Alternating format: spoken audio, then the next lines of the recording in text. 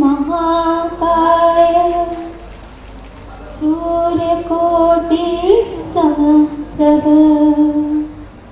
निर्विघ्नं कुरु मे देव सर्वकार्येषु सर्वदा सर्वकार्येषु सर्वदा। व्यासपीठ पर विराजमान प्रातः स्मरणीय अर्चनीय वंदनीय श्रुतीय ब्रह्मनिष्ठ अनंत श्री विभूषित परम श्रद्धेय सद्गुरु परम विदुषी स्वामी श्री निर्मल तीर्थ जी महाराज, उनके संग पधारे हुए संगीत मंडली के गुणी कलाकार बंधु, देश के विभिन्न स्थानों से पधारे हुए हमारे गुरु भ्राता एवं भगिनी, समुपस्थित भक्तिमती देवियों एवं भगवत चरणानुरागी स्वजनों, सर्वप्रथम पूज्य चरणों में सादर वंदन करते हुए आप सभी का पावन कथा स्थल पर मैं अपनी ओर से एवं कृष्ण कृपा मंडल की ओर से आप सभी का हार्दिक स्वागत करती हूँ, अभिनंदन करती हूँ, वंदन करती हूँ। परम दयालु परमेश्वर की हम सब पर असीम कृपा है कि हम सबको देवभूमि भारतवर्ष में मानव देह धारण कर श्रेष्ठ कुल में जन्म लेने का सौभाग्य प्राप्त हुआ। फलस्वरूप आज हम सभी लोग दिव्य राम कथा श्रवण करने हेतु इस पावन सभागार में उपस्थित हुए हैं। परम श्रद्धेय सद्गुरु देव की हम पर असीम अनुकंपा है कि उन्होंने वस्त्र एवं डायमंड नगरी सूरत में दूसरी बार यह दिव्य सत्संग आयोजन का हमें सौभाग्य प्रदान किया। हम उनके प्रति हार्दिक आभार व्यक्त करते हैं एवं आशा करते हैं कि आगे भी इनकी कृपा इसी प्रकार हम पर बनी रहेगी। समय समय पर ऐसे आयोजन करने का अवसर प्रदान करते रहेंगे।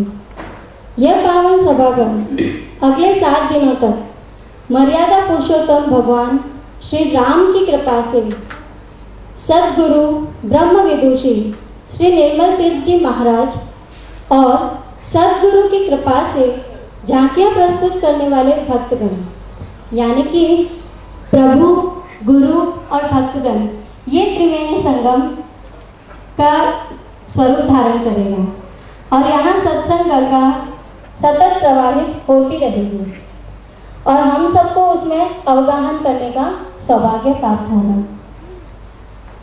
जीवन के वे ही क्षण सार्थक होते हैं जिन क्षणों में संत चरणों में बैठकर भगवान चरित्र का गुणगान स्मरण करने का हमको सुअवसर मिलता है। तो आइए इस पावन पुरुषोत्तम मास में मर्यादा पुरुषोत्तम प्रभु श्री राम के आदर्श जीवन की दिव्य कथा मानस दर्शन के रूप में श्रवण करने का सुअवसर जो हमें प्राप्त हो रहा है, उसका हम पूरा लाभ लें एवं अपने सगे संबंधी एवं इष्ट मित्रों को प्रेरित कर इस पावन सत्संग का लाभ दिलाएं। बोलो सद्गुरु देव की जय, सियावर रामचंद्र भगवान की जय।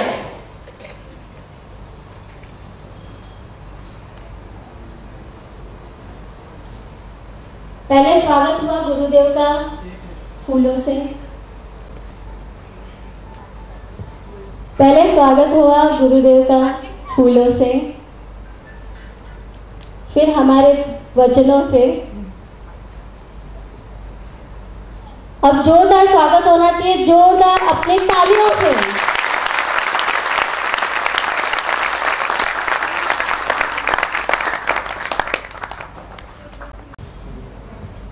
पहले माता जी के कुछ बोल वचन हम सुनेंगे। हरि ओम। विश्वं दर्पण दृश्यमानि नगरी तुल्यं निजान्तर्गतं पश्यन्नात्मनि मायया बहिर्बोधभूतं यथा निद्रया या साक्षात् कुरुते प्रमोदसाये स्वात्मानमेवाद्वयं श्रीगुरुमूर्तये नमः इदं श्रीदक्षिणामूर्तये। बोलिए वासुदेव भगवान, बोलिए राघवेंद्र सरकार की, बोल बाके बिहारी लाल, बोलिए सद्गुरुदेव भगवान की। ओम नमः पार्वती पतये, हर हर महादेव, हर हर महादेव, हर हर महादेव। परमनिष्ठ हृदयासन पर विराजमान सद्गुरुदेव जी महाराज, परम स्नेही दिव्य राम कथा की कार्यकारिणी सभा, श्री कृष्ण कृपा महिला मंडल, उपस्थित भगवत अनुरागी भक्त मंडली, गार्गी अनुसुईया के रूप में उपस्थित मातृशक्ति, भगवान आशुतोष की महती महती अनुकंपा, दिव्य राम कथा के उपलक्ष्य में प्रथम शोभा यात्रा संपन्न हुई। प्रभु की अपनी कृपा, अपना अनुग्रह, अपना स्नेह, भय सगुण सुंदर शुभ नामा। रामचरितमानस की बड़ी प्रसिद्ध उक्ति है, भय सगुण सुंदर शुभ नाना। किसी भी शुभ कार्य के प्रारंभ में अच्छे सगुण हो जाए। हमारे यहाँ सनातन परंपरा है कि सगुनों की अपनी बहुत महत्ता है। भय सगुण सुंदर शुभ नाना बड़ी प्रसिद्ध चौपाई। शोभा यात्रा का श्री गणेश हुआ रानी सती मंदिर से। बड़ा अनूठा शब्द है अपने आप में सती शब्द। बहुत अच्छा लगा, बहुत विचित्र लगा, बहुत अद्भुत लगा। आपने अगर कभी रामचरितमानस का संपूर्ण पाठ किया हो या ध्यान से स्मरण किया हो, रामचरितमानस राम कथा है, किंतु उसमें राम कथा बाद में प्रारंभ होती है।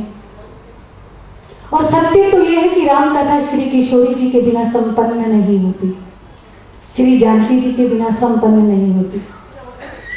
हमारे रामचरितमानस का नायक और नायिका हैं श्री राम जी और श्री किशोरी जानकी जी, किंतु जानकी जी का चरित्र बाद में आता है। जानकी जी का विवाह भी बाद में संपन्न होता है। सर्वप्रथम सती का भगवान शंकर से विवाह होता है और तत्पश्चात पार्वती माँ का शिव जी से विवाह संपन्न होता है। तो सीधी सी बात है कि मानस का अनूठा दर्शन कि राम कथा में राम कथा बाद में है, श्री सती जी का पावन चरित्र पहले है। आपने देखा ही होगा, इसलिए मैंने आपसे कहा कि भय सगुण सुंदर शुभ नाना। आपकी इस दिव्य राम कथा की शोभा यात्रा ही माँ सती के मंदिर से प्रारंभ हुई। ये अति सुंदर अति शुभ सगुण है। दूसरी बात, शोभा यात्रा का श्री गणेश हुआ, देव प्रसन्न हुए। कर्मकांड में बार बार ये आता है कि किसी भी यज्ञ के प्रारंभ में अगर बरसात हो जाए तो समझ लीजिए कि इंद्र देवता प्रसन्न हो गए और देवराज प्रसन्न हुए तो 33 करोड़ देवता स्वतः ही प्रसन्न हो गए।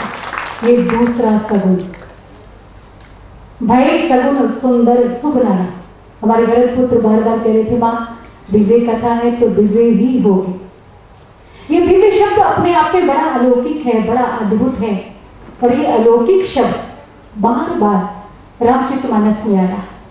बिनु पद चले सुने बिनु काना, कर बिन करम करे रिधि नाना, आनंद रहित सकल रस भोगी, और बिनु बानी बकता बड़ योगी।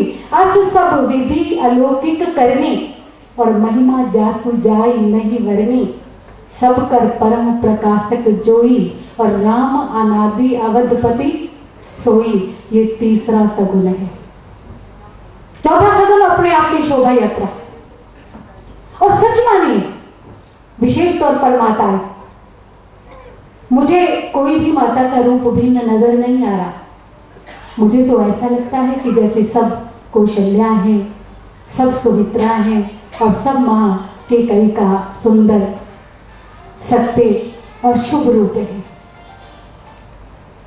अगर मां कौशल्या ही नहीं होंगी तो भगवान श्री राम का प्राकट्य हो ही नहीं सकता। और आप सब जानते हैं कि कौशल्या किसका नाम है। अगर त्रेता युग में जाना चाहेंगे तो शायद हम राम जी को कभी अपनी क्रोड़ी में नहीं उठा पाएंगे। उनके बाल स्वरूप, उनकी लीला का आनंद भी कभी नहीं ले पाएंगे।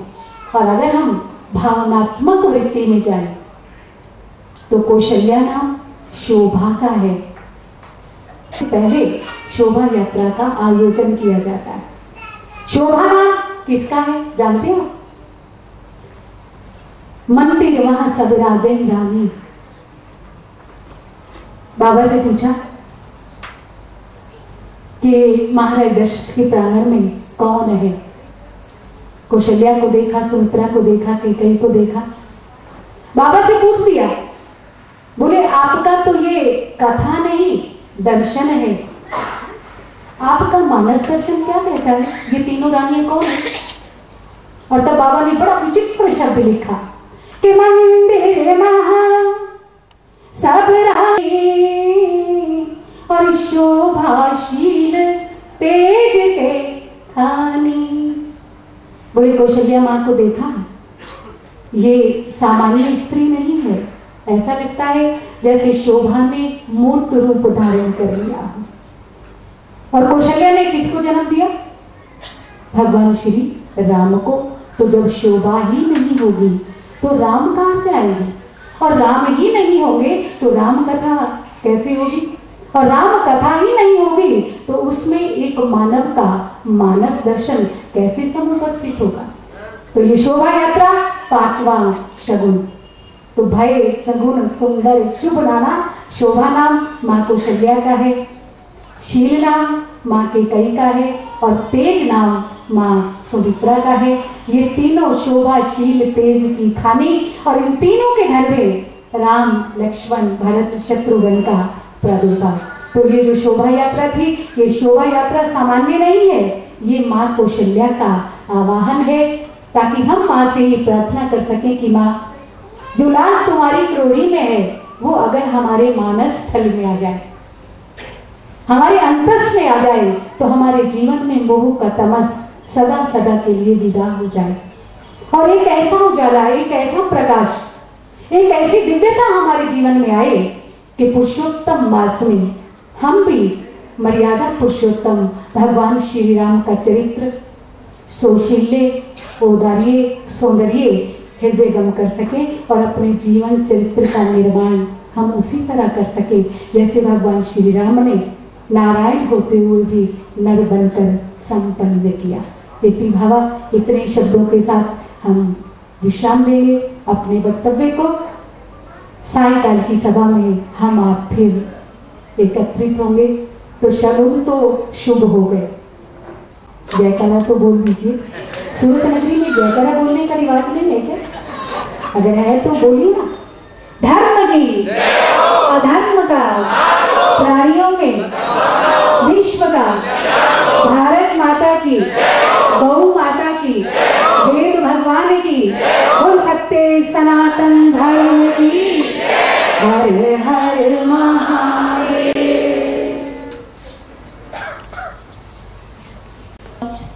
आपका हार्दिक स्वागत हो रहा है इन दो बच्चियों की तरफ से।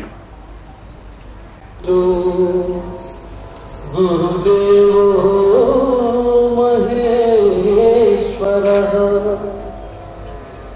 साक्षात् परब्रह्म तस्मै श्री गुरुवे नमः।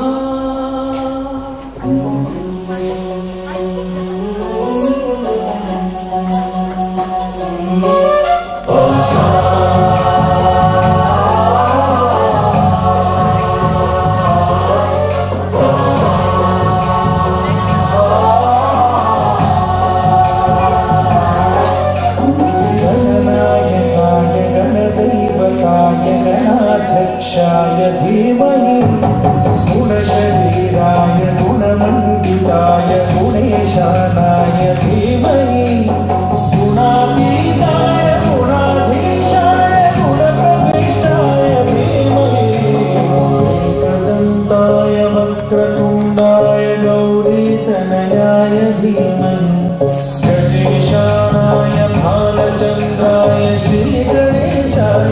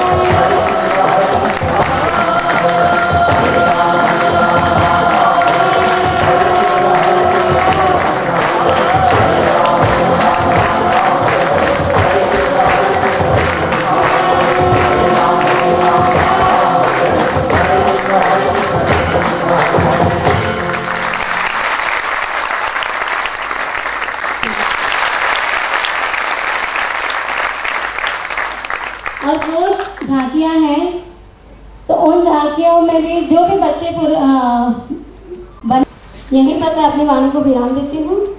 जय श्री राम, जय श्री कृष्ण, जय श्री महेश। बोल सियावर रामचंद्र की।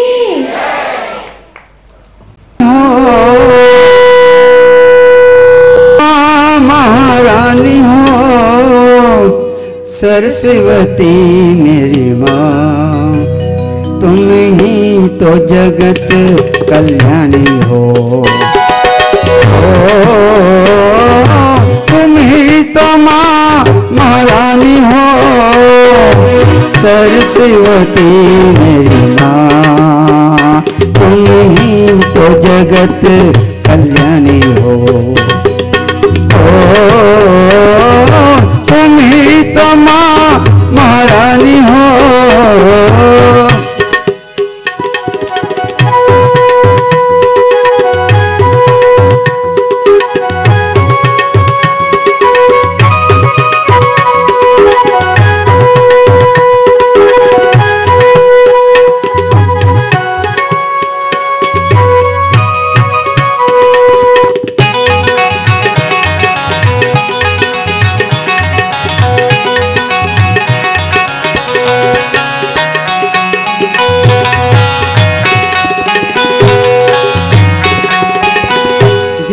की गंगा तुम हो बहाती, सबको अमृत पान कराती। ज्ञान की गंगा तुम हो बहाती, सबको अमृत पान कराती।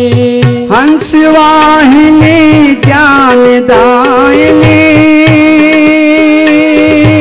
ओ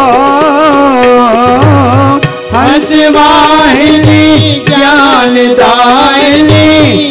अपनी कृपा सब पर बरसाती, सरस्वती मेरी माँ, तुम ही तो माँ वेदों की वाणी हो। ओ तुम ही तो माँ महारानी हो।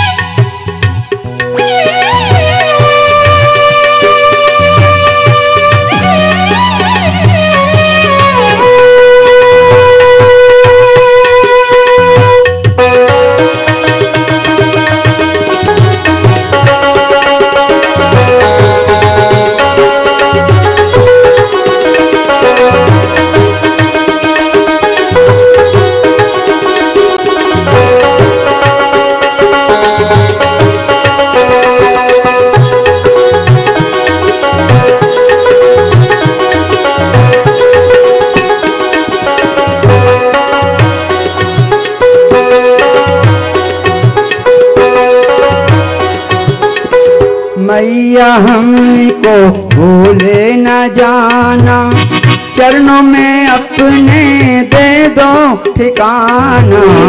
मैया हमको भूले न जाना, चरणों में अपने दे दो ठिकाना।